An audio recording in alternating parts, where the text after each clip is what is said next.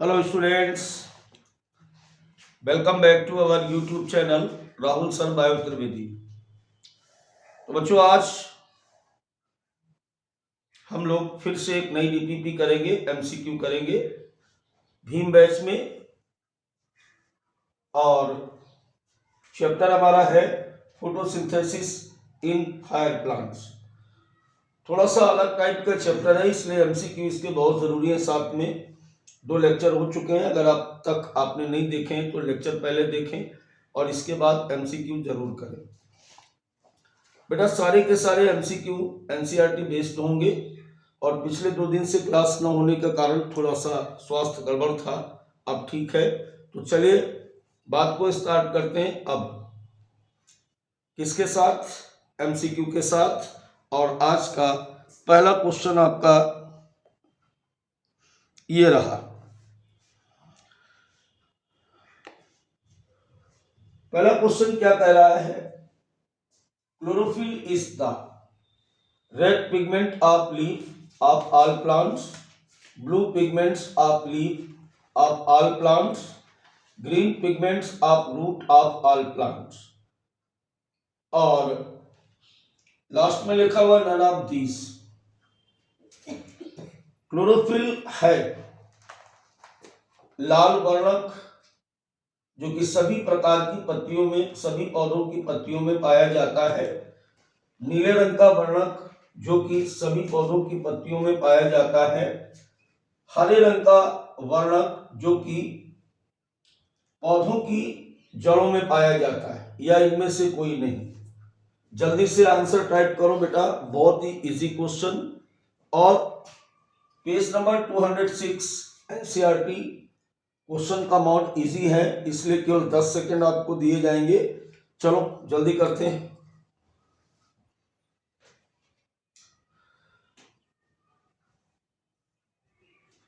देखो बेटा, इसका सही आंसर जो है उस पर विचार करेंगे। Red pigment of leaf of all plants, किसी भी पौधे में यानी सभी पौधों में लाल पत्तियां देखी हैं आपने? नहीं देखी ना, तो इस ऑप्शन को भी नहीं देखो, ये ऑप्शन गड़बड़ है। अब बात करें अगर blue pigments of leaf of all pigments, ये भी गलत बात है। Green pigments of root of all plants, केवल हाइड्रोफाइट्स यानी जलीय पौधों को अगर छोड़ दें तो कहीं भी पत्तियां कैसी होती हैं? कलरलेस होती हैं। तो इसका इस क्वेश्चंस के अकॉर्डिंग नन ऑफ दीज होगा, क्योंकि chlorophyll is a green colour, is a green colour pigment. कैसा है ये बेटा ग्रीन कलर का पिगमेंट्स है, ठीक है। बाकी कहां से देखना है? Page number 206 NCERT. चलिए बात करेंगे अब अगले क्वेश्चन की। अगला क्वेश्चन हमारे पास है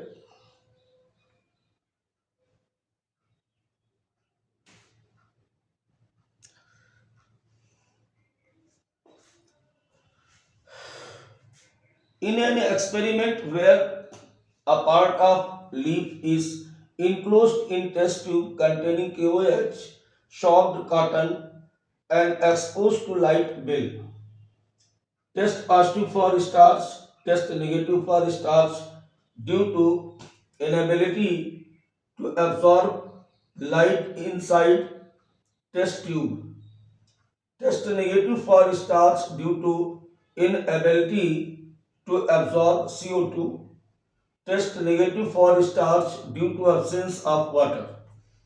देखो इसके साथ साथ आप इसकी हिंदी भी समझ लें कि एक ऐसा एक्सपेरिमेंट जिसमें पत्ती को KOH से भीगे हुए कॉटन के साथ एक टेस्ट ट्यूब में बंद किया गया।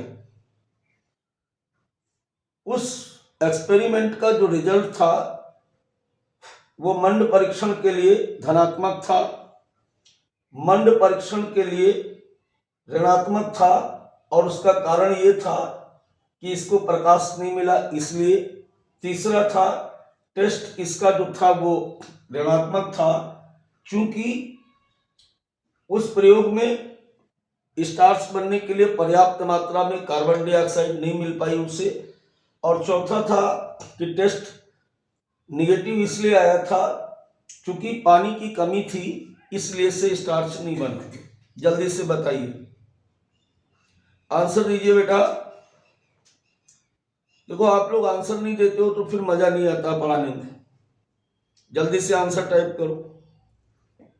आते हैं आंसर? अभी हम लगा देंगे तो तुरंत आने लगेंगे। ये तो चीटिंग है ना, तो ऐसी चीटिंग मत करो। चलो सबसे पहले हम लोग फोकस करते हैं कि एक्सपेरिमेंट था क्या। बेटा इस एक्सपेरिमेंट का नाम था मोल्स हाफ लीफ एक्सपेरिमेंट। क्या नाम बताया मैंने? Moles half leaf experiment. अब मैं आपको याद दिला देता हूं कि क्या किया गया था। एक गमला था, इसमें एक पौधा था, शॉर्ट में समझ लो। इसकी एक लीफ को इस तरीके से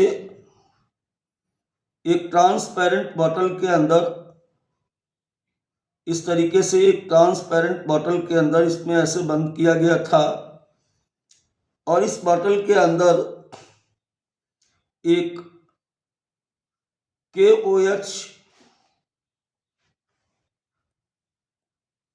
KOH शॉप्ड कॉटन को रखा गया था। याद आ गया होगा आपको ये एक्सपेरिमेंट। तो बेटा इसका सही आंसर था सी। अब इसका सही आंसर सी क्यों था? क्योंकि ये आंसर खुद ही कह रहा test negative for starch due to inability to absorb CO2। क्योंकि इसे पर्याप्त मात्रा में क्या नहीं मिल पाया था? पर्याप्त मात्रा में कार्बन डाइऑक्साइड नहीं मिल पाया। कार्बन डाइऑक्साइड पर्याप्त मात्रा में क्यों नहीं मिला? उसके न मिलने का कारण ये था कि ये जो पोटेशियम हाइड्रोक्साइड से भीगे हुआ कॉटन का टुकड़ा था, इसने इस परखनली में उपस्थित जितनी भी CO2 थी उस CO2 को एब्जॉर्ब कर लिया था, और बिना CO2 को जोड़े प्रकाश संश्लेषण नहीं हो सकता है, स्टार्च नहीं बन सकता है। क्योंकि इक्वेशन कहती कि H2O CO2, तो अगर ये कंपोनेंट कम हो जाएगा तो स्टार्च बनेगा ही नहीं। क्लियर हुआ? चलिए बात करते हैं अगले क्वेश्चन नंबर 3 की। बहुत ही प्यारा क्वेश्चन है बच्चों ये, और एक ही क्वेश्चन में बहुत सारी चीजें आपसे पूछी गई हैं। Match the experiment object with the scientist who perform it. Priestley, production of glucose photosynthesis, Julius पॉन्सेक्स, role of sunlight in photosynthesis, John Ingenhousz, role of air in photosynthesis. इन कॉलम्स को मैच कराते हुए नीचे वाले में से ऑप्शन आपको देना है। हिंदी बताने की इसमें जरूरत है नहीं, जल्दी से बताइए।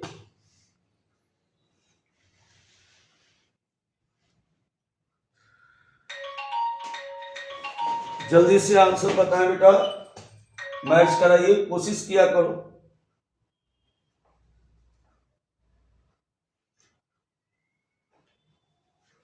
बताओ बेटा बताओ।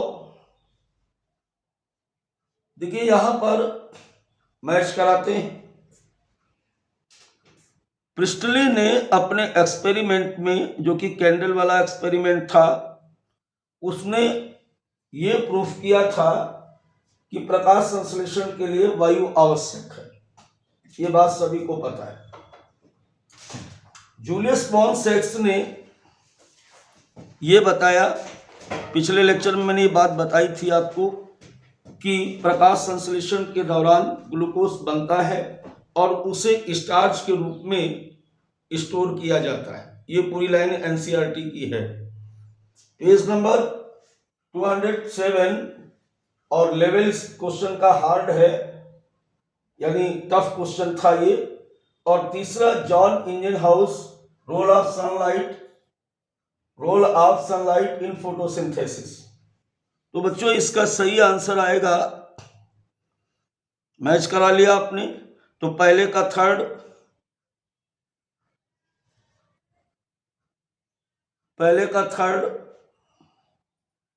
दूसरे का पहला, ठीक है, और तीसरे का सेकंड, बिल्कुल सही ऑप्शन इसका है डी बेटा। ठीक है, यानी अब आपको क्या समझना था कि हमें जितने भी साइंटिस्ट थे उनके प्रयोग के जो रिजल्ट थे वो क्या थे, किस प्रयोग के द्वारा किस बात को प्रूफ किया गया। क्लियर हुई बात? चलिए बात को बढ़ाते हैं आगे। बहुत ही प्यारे क्वेश्चन होते हैं, अगर बच्चा ये सारे क्वेश्चन बेटा कर लेगा ना, तो मेरा दावा है कि इससे बाहर 2024-25 में कभी भी कोई भी क्वेश्चन बाहर नहीं जाएगा, लेकिन आप लोग उतना सीरियस नहीं ले रहे हैं उसको। चलिए बात करते हैं अगला। फिर से एक बार क्वेश्चन साइंटिस्ट से लग रहा है, चूंकि नीचे ये नाम लिखे हुए हैं। Who perform a series of experiments that revealed the essential role of air on the growth of green plant and when?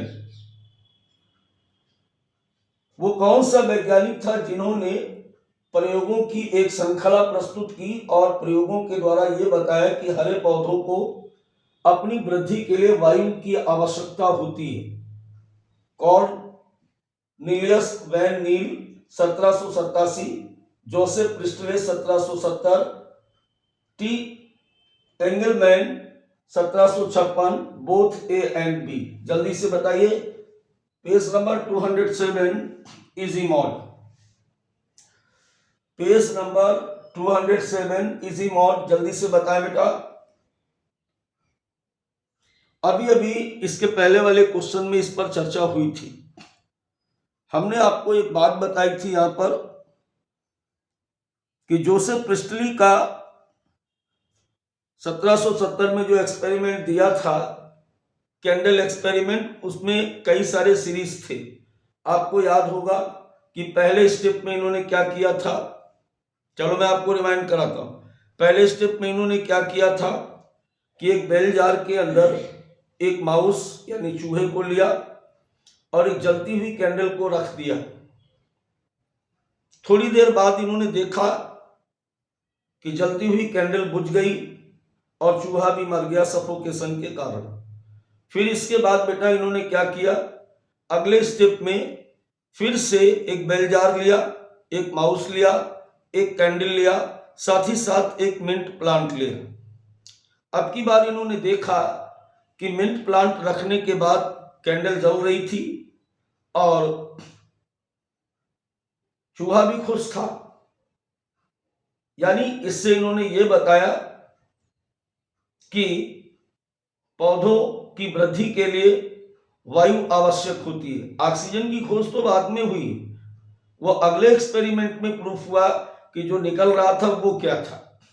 ठीक है, चलिए, तो इसका सही आंसर था Joseph Priestley 1770।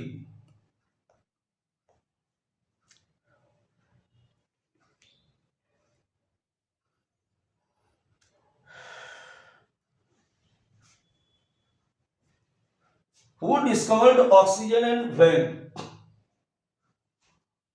Page number 207 easy mode, Joseph Priestley 1770, T Engelmann 1770, John Ingenhousz 1787, Joseph Priestley 1774। जल्दी से बताइए।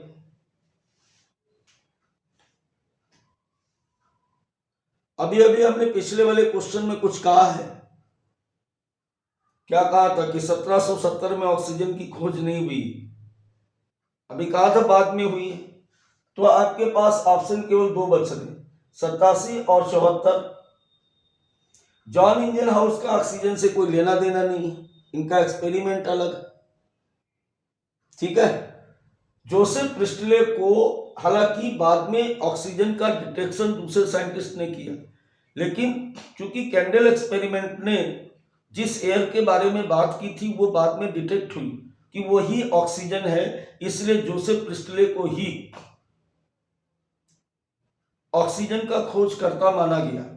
हमारी एनसीईआरटी इसके लिए 1774 लिखती है, कहीं कहीं पर 1772 भी लिखा हुआ है। तुम क्या मान के चलोगे? 1774। सही आंसर इसका क्या आएगा? डी। चलिए बात करेंगे क्वेश्चन नंबर नेक्स्ट की। बच्चों क्लास को लाइक कर लिया करो भाई, बार बार कहना पड़ता है, अच्छी बात नहीं होती है। चलिए, who so that sunlight is essential to the plants. 4 वैज्ञानिक हैं, इनमें से आपको बताना है कि ये बात किसने बताई कि प्रकाश संश्लेषण के लिए प्रकाश आवश्यक है। टी एंगलमैन ने, जॉन इंजनहाउस ने, और कार्ल नियस वॉन ट्रायल ने, या जोसेफ प्रिस्टले ने? जल्दी से बताइए, जल्दी से बताइए बेटा।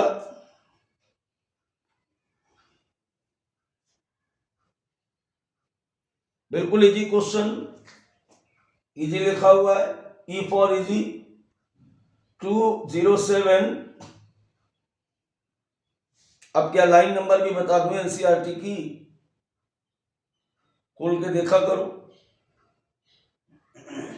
इसका सही आंसर होगा बेटा, जॉन इंजनहाउस ने अपने प्रयोग के द्वारा इस बात को प्रूफ किया कि प्रकाश संश्लेषण के लिए प्रकाश आवश्यक है। चलिए, क्योंकि लर्निंग क्वेश्चन है इसलिए ज्यादा समय बर्बाद नहीं करेंगे, बात को आगे बढ़ाते हैं। फिर से क्वेश्चन साइंटिस्ट वाला ही है। Part of the plants that could release oxygen.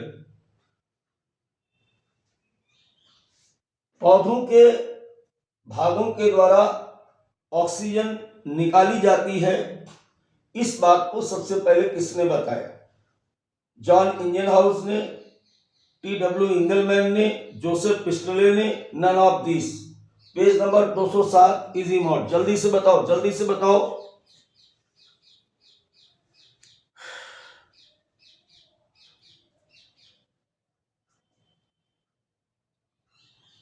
जल्दी से बताइए बेटा। इस बात को अपने छोटे से एक्सपेरिमेंट के द्वारा किसने बताया था? जॉन इंजनहाउस ने, कि पौधे के विभिन्न भाग सूर्य के प्रकाश की उपस्थिति में ऑक्सीजन गैस को निकालते हैं। चलिए क्वेश्चन नंबर 8 की बात करें। ये आया अच्छा question.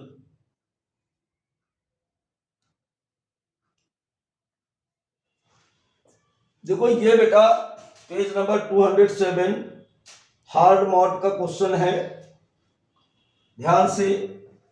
First action spectrum, chlorophyll, O2 evolve from H2O, Cladophora.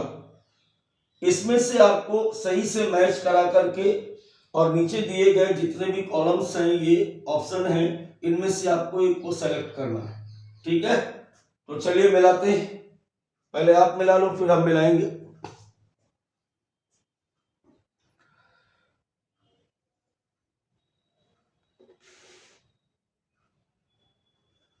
देखो फर्स्ट एक्शन स्पेक्ट्रम देने वाले वैज्ञानिक थे टी डब्ल्यू एंगलमैन, ये बात आपको बताई गई। यानी ए का हो गया 2।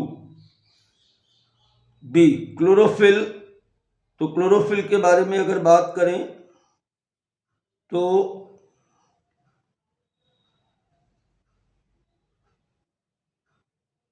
Julius Paul सैक्स। इसके बाद सी की अगर बात करें, O2 इवॉल्व फ्रॉम H2O, तो वॉन नील। ठीक है, तो बी का हो जाएगा 4। डी का हो जाएगा सी कहाँ गया बेटा? सी का हो जाएगा फर्स्ट, सी का हो जाएगा फर्स्ट। अब बचा डी, तो डी का हो जाएगा 3। पांचवा कहीं से मैच नहीं कर रहा है, यानी 24-13। 24-13 की अगर बात करें तो यहां पर है 14-13, 32-41, 13-25, 24-13, ये आंसर आएगा डी। बिल्कुल सही मैच हुआ, तो सही आंसर इसका है बेटा डी। देखो यहां से जो भी क्वेश्चन आया है आज तक वो इसी तरीके से आएगा, और ये सारे क्वेश्चन टोटली आपकी लर्निंग बेस पर हैं, यहां कोई समझने वाली बात नहीं है। अब याद किया हो तो बताते जाओगे, नहीं याद किया है तो बात ही खत्म होगी। चलिए बात करते हैं अगले क्वेश्चन की।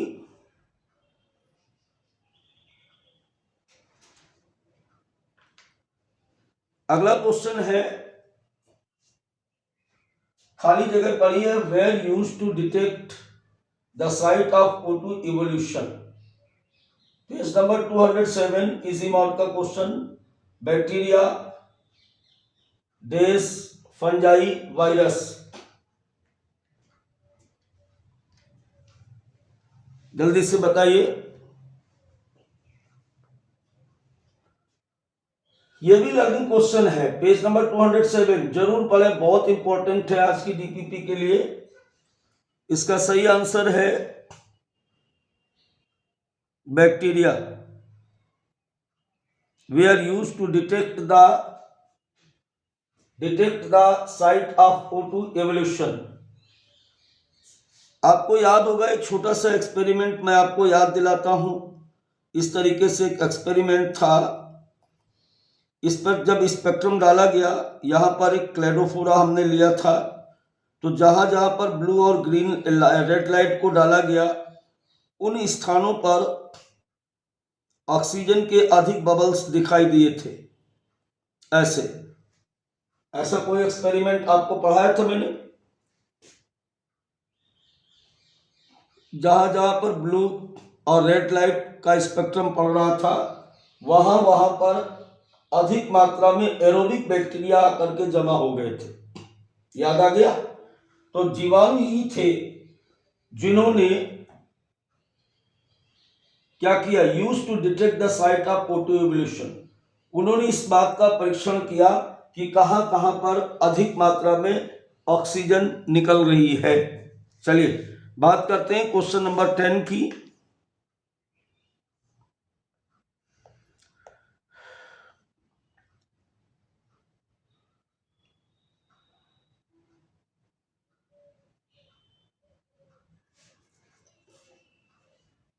Cornelius von Neil studied on dash to demonstrate that photosynthesis is essentially a light dependent reaction.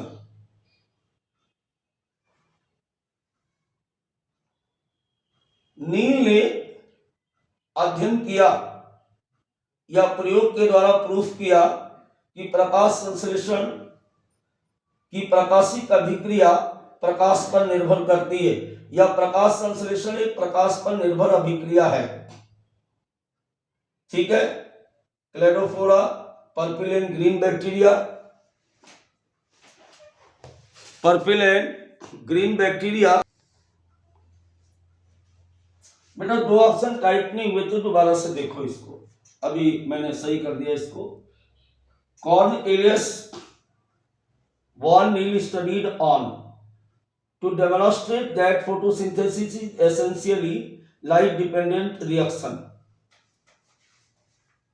नील ने किस पर प्रयोग द्वारा यह सिद्ध किया कि प्रकाश संश्लेषण एक प्रकाश निर्भर अभिक्रिया है। यह क्वेश्चन का हिंदी बना। Cladophora, purple and green bacteria, red algae, A and B both. जल्दी से बताओ page number 208 easy mode. Easy mode का क्वेश्चन पेज नंबर 208। इसका सही आंसर है बेटा B, purple and green bacteria. Learning question है, याद करें। चलिए बात करते हैं अगले क्वेश्चन की, question number 11।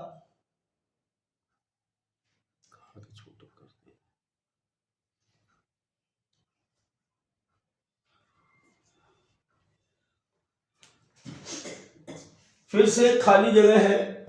From a suitable oxidisable compound reduce CO2 to carbohydrates.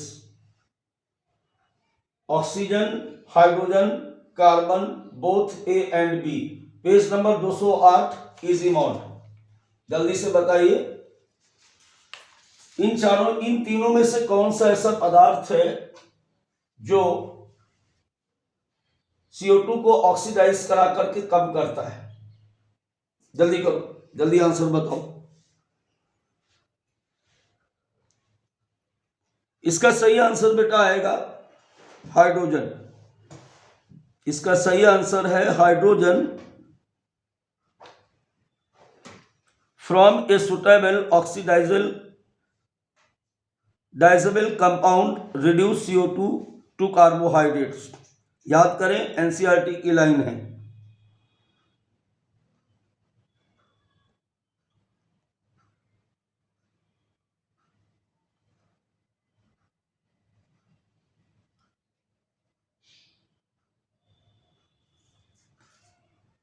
Cladophora is purple and green bacteria,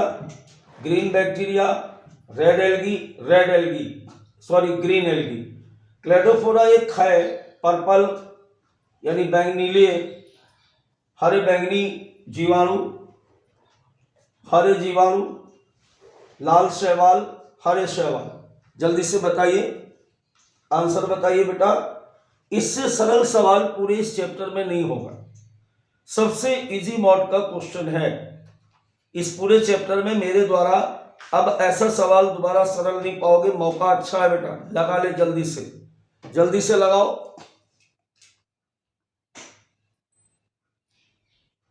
इसका सही आंसर है बेटा ग्रीन एल्गी। क्लेडोफोरा एक हरे रंग का शैवाल है। अभी थोड़ी देर पहले मैंने एक्सपेरिमेंट भी बताया था कहां पर इसका यूज किया गया था। Easy mod. अगले क्वेश्चन की बात करें।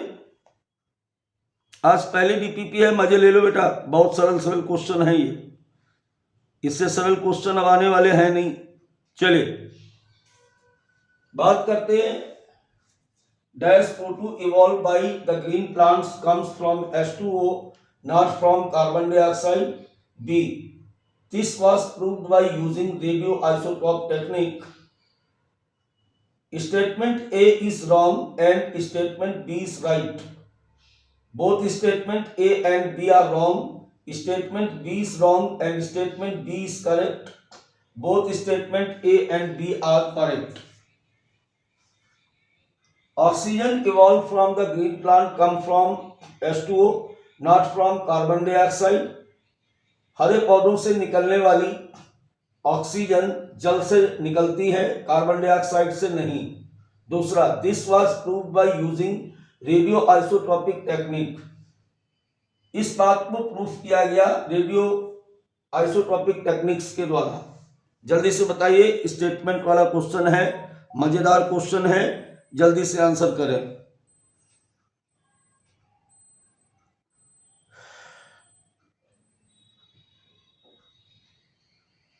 देखो बेटा, यहां पर इजी मॉड का हालांकि क्वेश्चन है।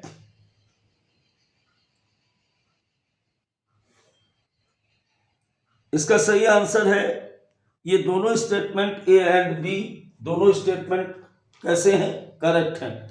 पेज नंबर 208 पे ये लाइन जरूर ढूंढे एनसीईआरटी की। देखो सबसे बड़ी बात बेटा, बात यही होती है कि हर बार उसी एनसीईआरटी से क्वेश्चन आते हैं और रोज तुम उस एनसीईआरटी को पढ़ते हो, फिर भी आपसे क्वेश्चन नहीं होते, है ना मजेदार बात। फिर यार पढ़ते क्या हो तुम? एनसीईआरटी में क्या पढ़ते हो? फोटो देखते हो? अरे भाई इस बात को जानना सीखो कि एनसीईआरटी हमें पढ़नी कैसे? आप क्या करते हो कि पहले एनसीईआरटी पढ़ते हो फिर क्वेश्चन करते हो, और हम कहते हैं पहले क्वेश्चन करो फिर एनसीईआरटी पढ़ो। एक बार ऐसा भी करके देखो, एक बार करके देखो, फिर उस एनसीईआरटी में आपको वो जगह दिखने लगेगी कि क्वेश्चन कहां से उठता है, एनटीए क्वेश्चन यहां कहां से निकालता है। और जब तक तुम उसकी फोटो देखोगे ना, तो जब क्वेश्चन आता है तो तुम क्वेश्चन की फोटो देखते हो, आंसर नहीं केवल फोटो देखते हो, है ना? हाँ, एक बार मेरी टेक्निक को करके देख लो, मजा आ जाएगा आपको। चलिए बात करते हैं अगले क्वेश्चन की। अगला क्वेश्चन हमारे पास है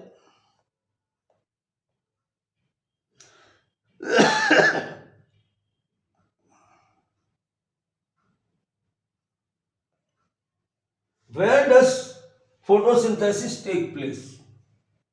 गजब, अच्छा question. Green part of leaves, green part of stem, brown part of stem, both A and B. अब बताओ, इससे सरल क्वेश्चन कोई हो सकता है? थर्ड क्लास के बच्चे को ये बात पता होती, और अभी भी तुम क्वेश्चन लगाने से डरोगे क्योंकि तुमने एक आदत बना रखी कि हमें किसी का आंसर देने नहीं भाई साहब। चाहे यहां टेस्ट हो, कोचिंग में टेस्ट हो, या एनटीए का टेस्ट हो, क्यों फॉर्म डालते हो मेरी जान? है हमें चूंकि एक दिमाग में बना लिया कि हमें किसी क्वेश्चन का आंसर देने नहीं है, और फिर जब लास्ट टाइम आएगा तो जय बजरंगबली तीसरा, जय माता की दूसरा, घर में आके सोचते हो भगवान भगवान सही हो जाए। अरे यार कैसे सही हो जाएगा? ऐसे नहीं, कर्म करोगे तो भगवान मदद करेगा। हाँ ये है कि 2 4 5 सही भी हो जाएंगे भगवान के कहने से। सोच रहे हो 100 में 100 सही हो जाए, है संभव नहीं बेटा ऐसा। अरे आंसर बताओ भाई, इसका सही आंसर क्या आएगा? कि green part of leaves, green part of stem, दोनों पौधे के समस्त हरे भागों के द्वारा, एनसीईआरटी लिखती है पेज नंबर 209 पर कि पौधे के समस्त हरे भागों के द्वारा प्रकाश संश्लेषण की क्रिया की जाती है। अब सबसे ज्यादा कहां होगी? तो पत्ती में होगी। पत्ती में सबसे ज्यादा कहां होगी? मेसोफिल टिश्यू में होगी। ये आंसर है, पढ़ाए गए आपको। चले चलो अगले क्वेश्चन की तरफ चलते हैं। क्वेश्चन नंबर 15 पे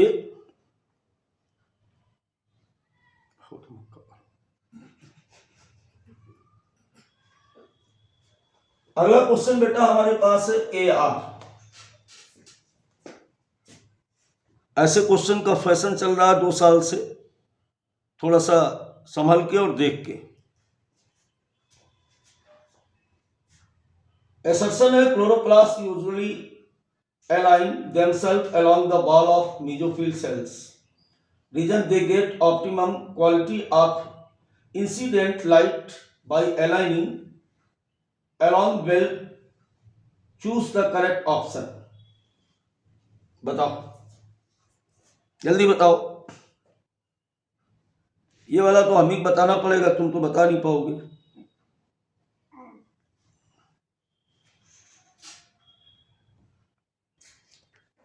तो बेटा इसका सही आंसर तो पहला है,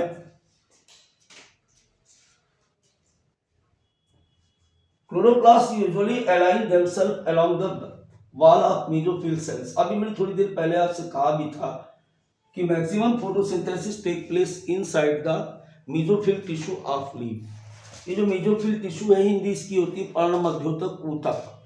तो पत्तियों के पर्ण मध्योतकों में सबसे ज्यादा क्लोरोफिल उनकी दीवार के साथ व्यवस्थित होते हैं, और यही कारण है बेटा कि वहां पर प्रकाश संश्लेषण सर्वाधिक रूप से होती है। They get optimum quantity of incident light. चूंकि देखो ये क्या कह रहा है, usually align themselves along the wall of mesophyll cells. Mesophyll cells में एक व्यवस्था में रखे होते हैं, और जिसके कारण ये आने वाली प्रकाश की किरण को अधिक से अधिक अपने आप में अवशोषित करते हैं। तो इसका सीधा सा मतलब है कि assertion and reason are correct, and reason is correct explanation for assertion, है ना? चलिए बात करते हैं क्वेश्चन नंबर 16 की। Chloroplast is single membrane organelles, double membrane organelles, triple membrane organelles, not and organelles. बहुत ही सरल क्वेश्चन, और ऐसा क्वेश्चन आपको सेल में भी कराया गया होगा मेरे द्वारा जरूर। 209 इजी मोड, जल्दी से बताओ। अरे यार ऐसे क्वेश्चन तो जल्दी से बता दिया करो ताकि हमारा आपके साथ मन लगा रहे कि यार सही बच्चों को पढ़ा रहा हूं। जल्दी से बताओ, क्लोरोप्लास्ट किस प्रकार का ऑर्गेनेल्स है? जल्दी से बताइए। इतनी देर लगाओगे तो कैसे काम चलेगा बताओ। याद करो, ये डायग्राम देखो बनाया था ऐसे कोई डायग्राम, ऐसे। अभी कैसा हो गया? ये हो गया ना डबल मेम्ब्रेन। आंसर क्या आएगा? बी आएगा। क्लोरोप्लास्ट कैसा है? डबल मेम्ब्रेनस ऑर्गेनेल्स होता है, दोहरी झिल्ली वाला कोशिकांग है। चलिए बात करते हैं क्वेश्चन नंबर 17 की। Question number 17, choose the incorrect statement from the following. इनमें से गलत कथन को चुने। There is no clear division of level within chloroplast. वास्तविक रूप से कार्य का वितरण क्लोरोप्लास्ट यानी हरित कवक में नहीं होता है। दूसरा है chloroplast has membranous system which include stroma as well. हरित कवक के अंदर एक झिल्ली युक्त सिस्टम होता है which include stroma as well, जिसमें स्ट्रोमा भी पार्टिसिपेट करता है। Membrane system is responsible for the trapping the sunlight energy more than one of the above. जल्दी बताओ, अच्छा क्वेश्चन है।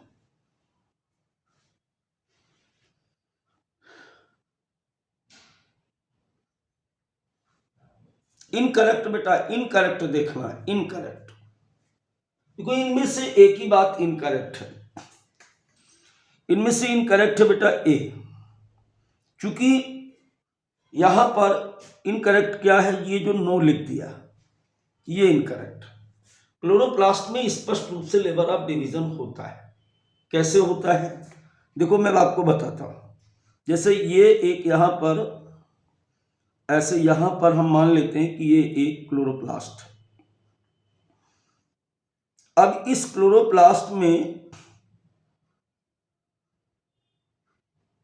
इस प्रकार से, इसके अंदर हम मान लेते हैं कि ये स्ट्रोमा भरा हुआ है, ये स्ट्रोमा है, ऐसे इस तरीके से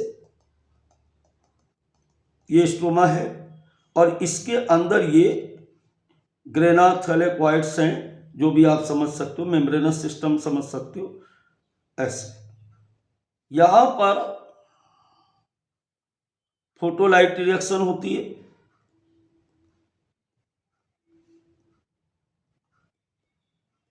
और यहां पर डार्क रिएक्शन होती है।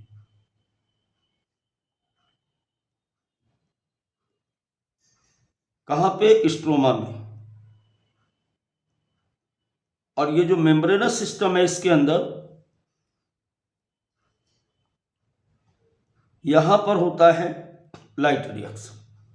तो कार्य के आधार पर क्लोरोप्लास्ट स्पष्ट रूप से दो भागों में बटा हुआ है। एक पार्ट जहां पर लाइट रिएक्शन होती है और दूसरा पार्ट जहां पर डार्क रिएक्शन होती है। तो पहला वाला बेटा सेंटेंस जो इसका था वो बिल्कुल पूरी तरह से गलत है। क्लियर हो गई बात? चलिए बात करते हैं क्वेश्चन नंबर नेक्स्ट की। क्वेश्चन नंबर नेक्स्ट हमारे पास है,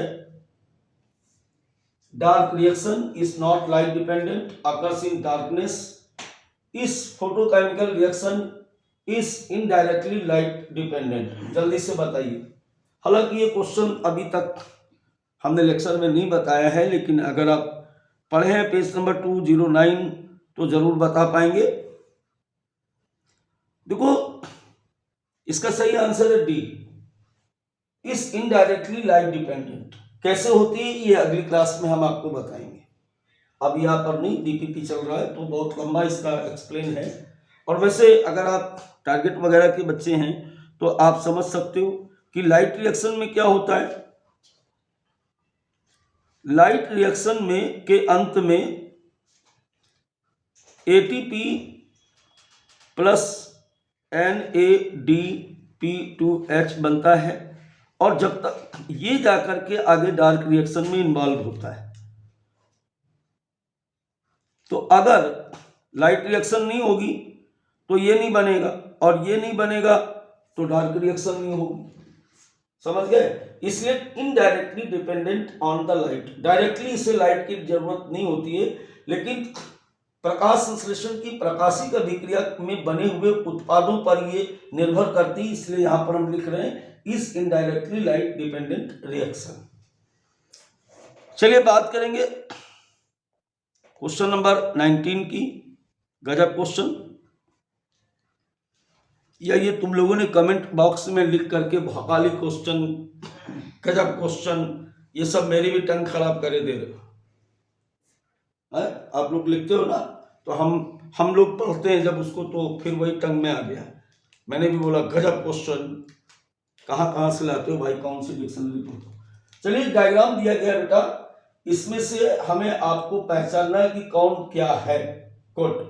स्टार्च ग्रैन्यूल्स, लिपिड, अच्छा ऐसे है ABCD, इनको क्या करना, आइडेंटिफाई, करेक्ट लेवलिंग। जल्दी से बताओ, लेवल करो भाई।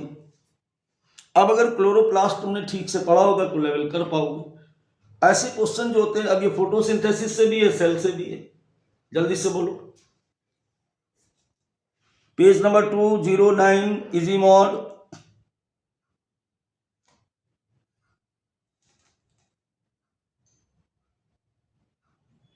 सही आंसर इसका क्या है, सी। यहां पर जो फर्स्ट आपको दिख रहा है, फर्स्ट ये है, ये क्या है, ये है लिपिड ड्रॉपलेट्स।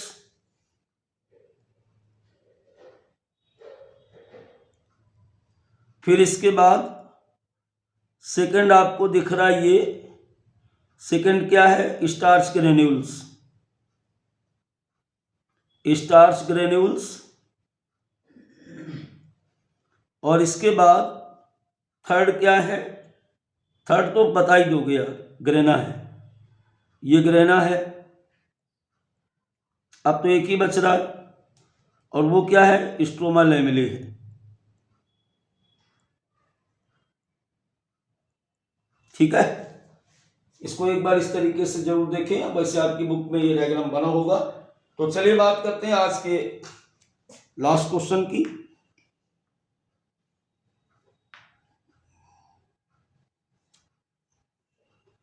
शुगर सिंथेसाइज्ड, शर्करा का निर्माण होता है नॉन एंजाइमेटिकली इन ग्रेना, नॉन एंजाइमेटिकली इन स्ट्रोमा, एंजाइमेटिकली इन ग्रेना, एंजाइमेटिकली इन स्ट्रोमा। जल्दी से बताओ। शुगर बेटा एक प्रोडक्ट है किसका, डार्क रिएक्शन का। अब चलो मैंने इतना हिंट्स कर दिया, जल्दी से बताओ। और डार्क रिएक्शन जो होती है वो एंजाइम बेस्ड अभिक्रिया है।